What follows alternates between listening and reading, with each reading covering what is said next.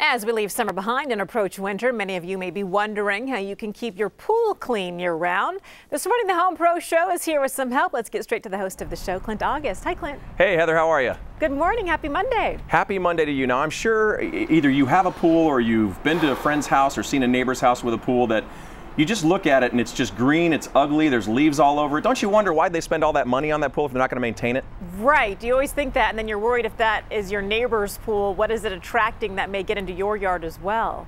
Didn't even think about that, but you're exactly right. There is probably a health issue with that as well. Well, this morning we have Javier from Payan Pools. He's the owner-operator, been in business since 1987. We also have Greg Cantor from Murray Lampert Design, Build, Remodel, 30 years in the business, our resident pro. Greg, pool cleaners, pool servicing companies, it's like the Wild West of the home improvement industry.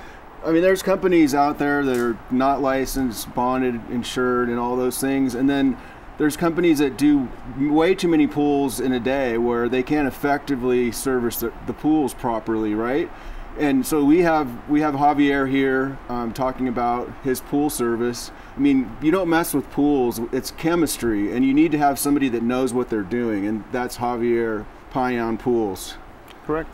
Okay, now Javier, what are some mistakes that people make with maintaining their pools? Well, I think the biggest mistake is everyone thinks it's real easy, and for that matter, it can be real easy. But really, the important parts of maintaining a pool is good water chemistry. And when I talk about good water chemistry, there's really a lot that goes into that. So if you're familiar with it and you keep up with it, things go real smooth. But when you start letting things go, then things can slip away from you pretty quick.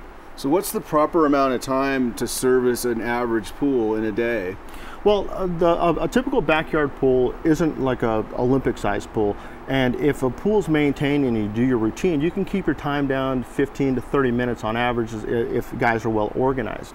And does saltwater pools take more time, or does it just take more expertise? It really does take more expertise. In effect, what you're doing with the saltwater chlorine generators, you're actually converting salt into chlorine, and that's a pretty sophisticated approach to sanitize your pool. It's also a very green and eco-friendly way to maintain your pool, but you have to know a lot about all the other water chemistry parameters because they do affect the chlorine output.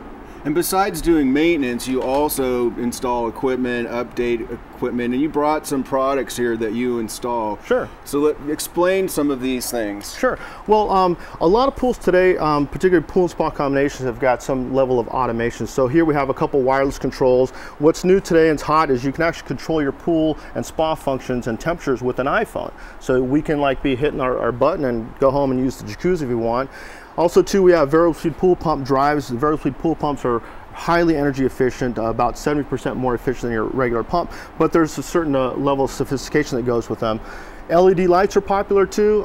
In addition to having color changing options, they're also a lot more energy efficient than your traditional incandescent lights. So a regular light will use a lot of energy in a pool? Yeah, a typical pool light consumes about 500 watts if it's an incandescent light.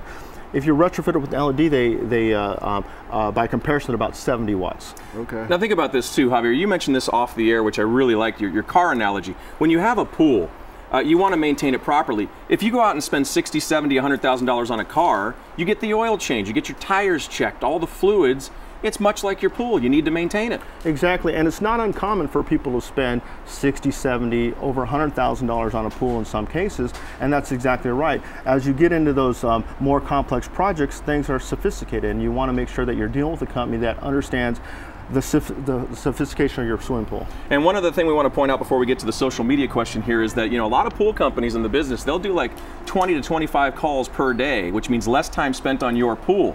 Your max is 13, so think about that. All right, how often does the water in my pool need to be completely drained and refilled? Wow, that's a good and timely question here. It all depends on the total dissolved solids and the calcium levels in your pool. So for example, I guess a generic answer would be like 3 to 8 years, okay. But really we recommend draining a pool once your total dissolved solids get over 1,500, 2,000 parts per million. All right. Javier Payan from Payan Pools. Heather, there's no reason now not to go knock on your neighbor's door and say, hey, would you clean that thing out, please? Have them over. And it's a free estimate, by the way. They'll come out and actually tell you what you need and what it's going to cost per month for a maintenance program. Perfect. Good to know. Thanks so much, guys. By the way, if you need to get a hold of Payan Pools, ApprovedHomePros.com is the website to get a hold of them or any other local approved home pro. Thanks, guys. You have a great day. You too.